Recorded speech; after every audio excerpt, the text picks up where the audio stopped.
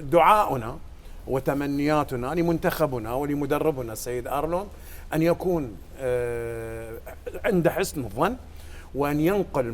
ما يكون في فكره وفي عقله إلى لاعبيه، من أجل أن يكونوا اللاعبين إن شاء الله في يومهم القادم اللي إحنا كلش محتاجيه هذا اليوم من أجل الانتصار والحصول على الأقل نقطة واحدة، من أجل أن يتجدد الأمل. لا زال وكما اتفقنا سابقا لا زال كل الحظوظ موجودة، لا زال ممكن أنه تتأهل ثانيا في حالة الفوز والنجاح بالمباراة، وممكن في حالة التعادل أيضا هم تتأهل، والاحتمال الأصعب والأخير حتى في حالة الخسارة لا سامح الله هنالك مباراة لا زالت في جعبة الفريق العراقي باستطاعته، إذا قدر أنه يسلسل الاستراتيج أو الخطة المنهجية الموضوعة لأجل كسب النقاط، ممكن نحصل عليها ونكون أحد الفرق المتأهلة